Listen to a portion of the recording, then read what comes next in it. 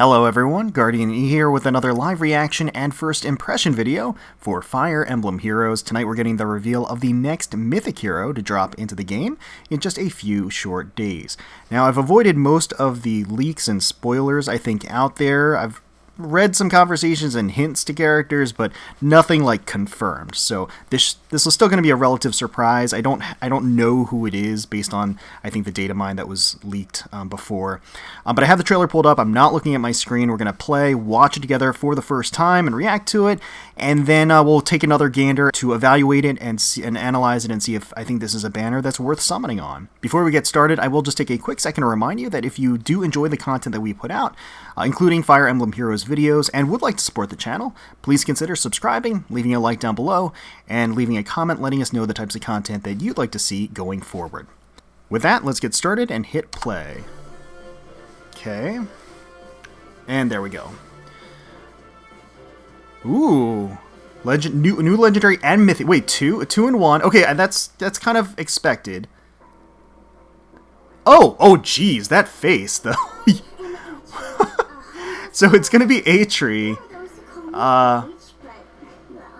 So she's a flying green mage, which we knew. Okay, Grim Broker, Dragon Fang, Divine Recreation, Attack Res Rain 3 as well.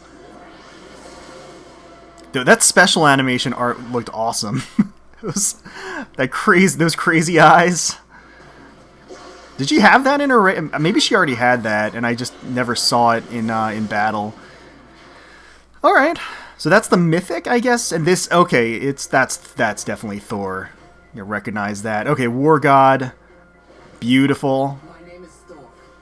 True strength. Another flying axe user. She looks magnificent, as we are used to seeing her. War God Mjolnir. Flow Guard 3, that's interesting, and World Breaker for the C slot.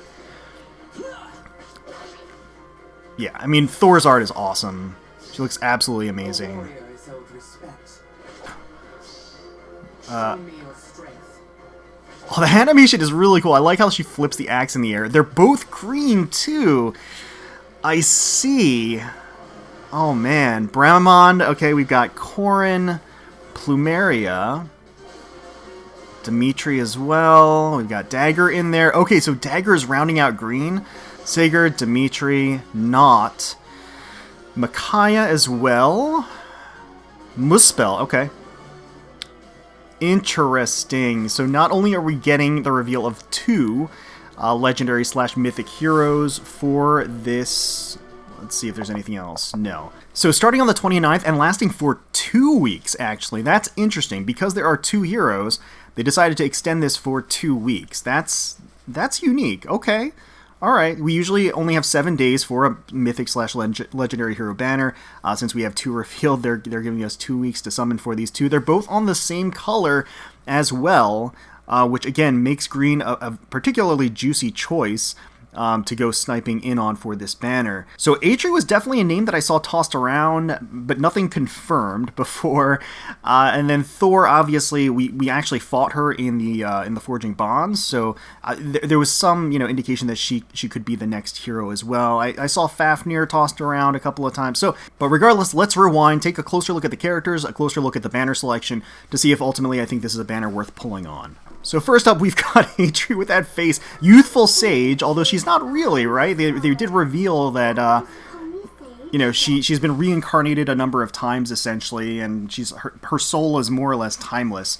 But that being said, we've seen her art and her dynamic and her animations and everything else in the game so far. There's no surprises here. There's some fun consistency in colors with her art. I like the red eyeball motif that she has going. I also like that her hat is kind of unique in that her hair actually sprouts from the top of it, of the witch hat, which you don't normally see. It's pretty unique to her. But yeah, this is the Eitri that we've come to know and loathe in Book 5.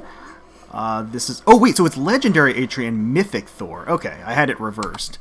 So, Grim Broker is her weapon, 14 might, grants attack +3, enables Kanto 2 during turns 1 through 4, similar to Reagan, of course. If unit initiates combat or is not adjacent to an ally, inflicts attack res -6, on foe during combat, and unit makes a guaranteed follow-up attack. Not a ton of frills to this weapon, but very, very solid. Guaranteed follow-up attack, -6 to attack and res, ensures that she takes less damage and inflicts more damage. And not only that, the condition is extremely, extremely easy to meet. She just has to be player phasing or soloing.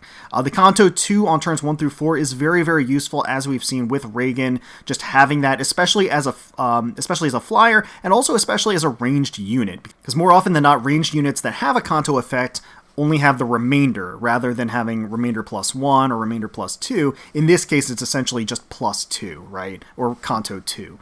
So that is actually going to be very useful for a ranged unit like Eitri here. Dragon Fang for the special, attack res solo 4, going to boost her attack and res, and that does of course work in tandem with her condition for Grim Broker.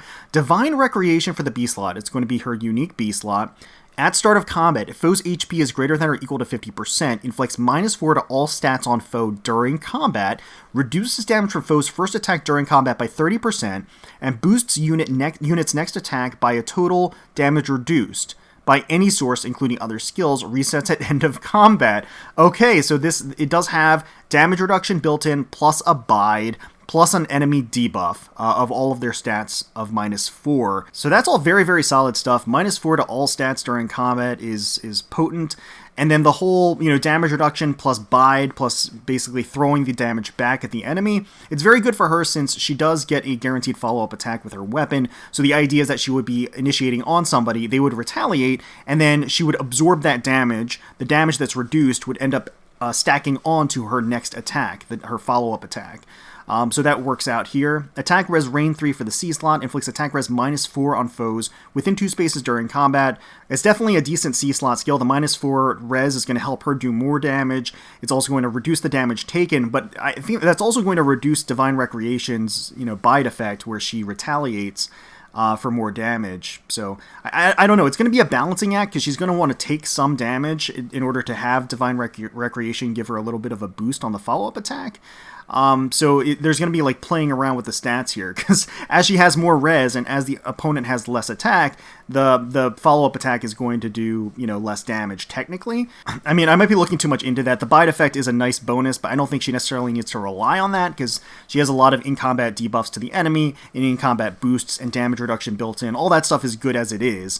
So she doesn't really need the bide effect, but that is a unique element, I think, that she can take advantage of. So yeah, I mean, she's got some good stuff. She's going to be powerful. The mere fact that she has the Kanto 2 built into the weapon in and of itself is a powerful thing. Nothing in here is mind-blowing as far as her kit is concerned. Nothing is new from what we've seen in the past. It's all, components and bits and pieces cannibalized from things that we've already experienced. But the Kanto 2, I think, is just going to be something that's uniquely powerful for a ranged flyer, and so Eitri will be able to take advantage of that. And, of course, here is the War God Thorr, looking absolutely beautiful. I've been looking forward to Thorr being released and dropped into the game as a character for a very, very long time, since she was first revealed. She looks phenomenal. Love the regal golds and the pearly white of her outfit. She's brandishing that huge axe. Love her teal hair, and I adore the side ponytail that she has that just kind of drapes over her hand. Naturally, she's full-figured like her sister Loki, but unlike her sister, her outfit is more comprised of a thin, silky fabric that's just kind of snugly encasing her. Loving her look of confidence and strength and power. And her voice, that deep voice as well. I love how her sprite just kind of floats there too. It's very intimidating and I love it. So Ward God Mjolnir is going to be her weapon, 16 Might Axe. Accelerate special trigger, so it's got a killer slaying effect. Effective against armored foes, both very good effects so far at start of combat. If unit's HP is greater than or equal to 25%, grants attack +6 to unit during combat, inflicts attack -6 on foe during combat.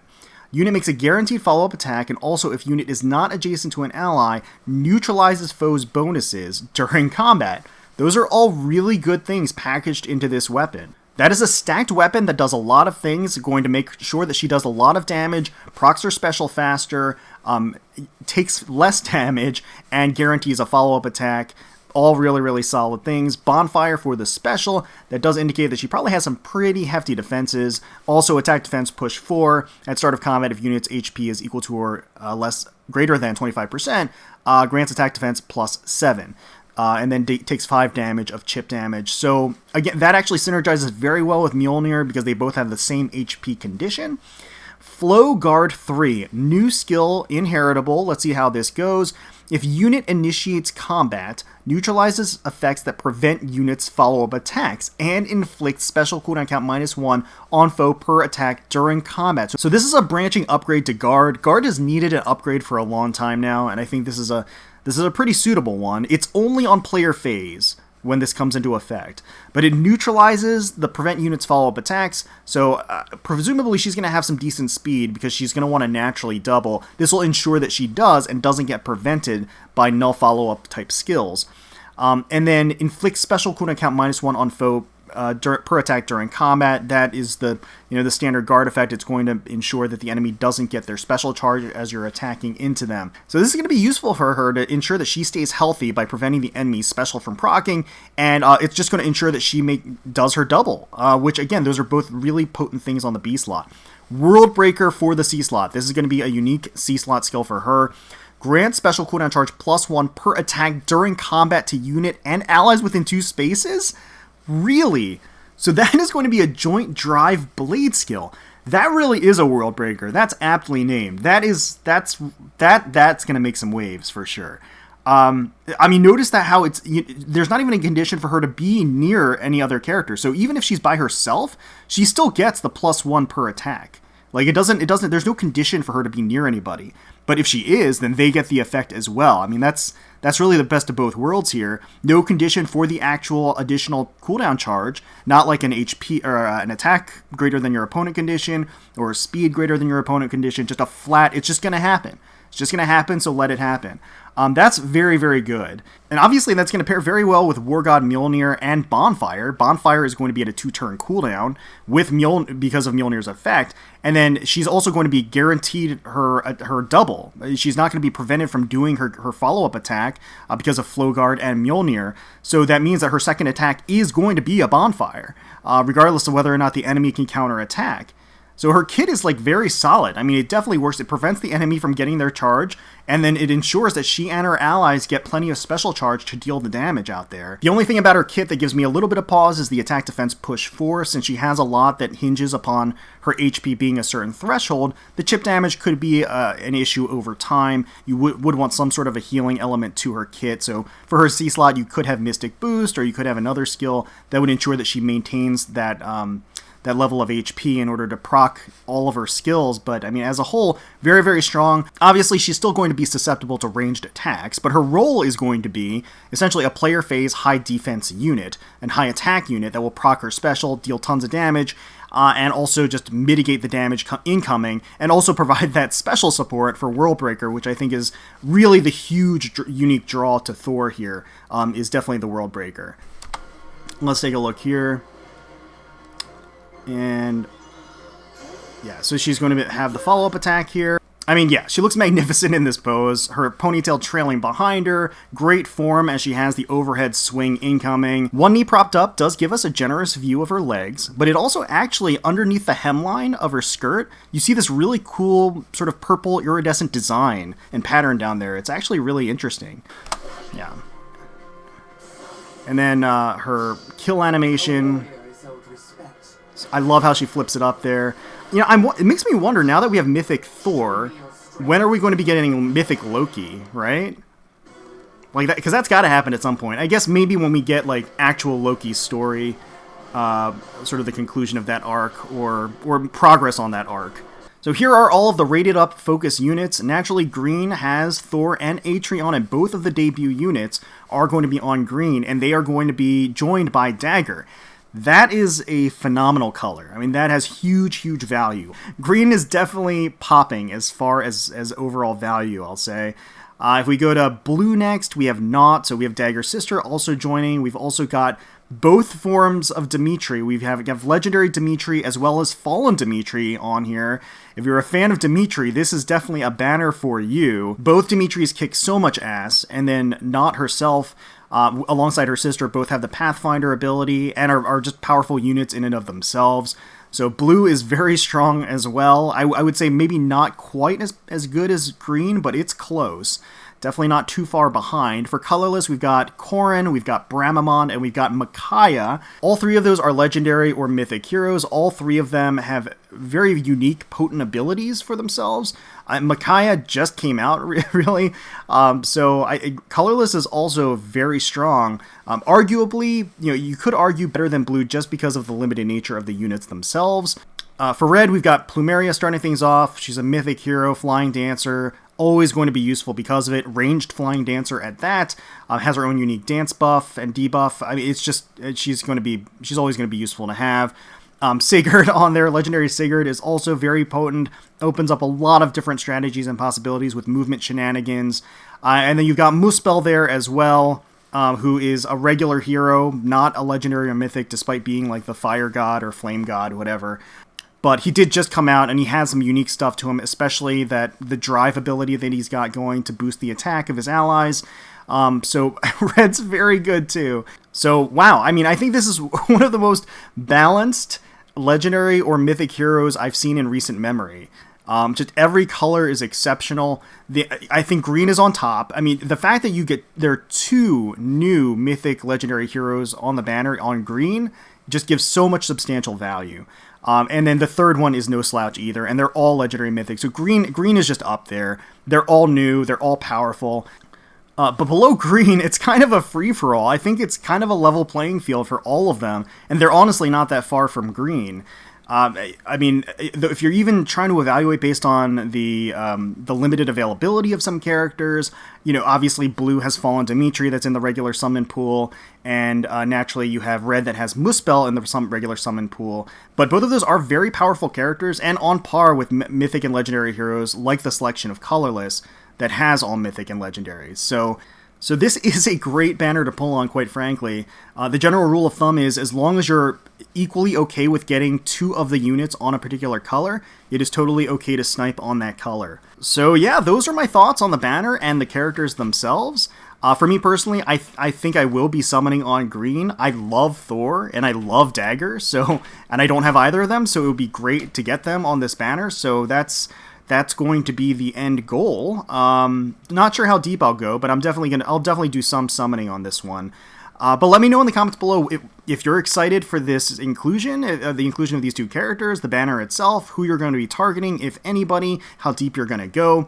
Wish you the best of luck and hope you get everything that you're looking for. Hopefully you all enjoyed the video. If you did, please feel free to leave us a like, comment, and subscribe to the channel for more Fire Emblem Heroes content. We thank you all so much for watching and for taking time out of your day to spend with us. We really do appreciate it. Certainly hoping you're all staying safe, healthy, secure, and united out there, and wishing the very, very best for you, your family, and your friends. And until next time, let's protect those skies.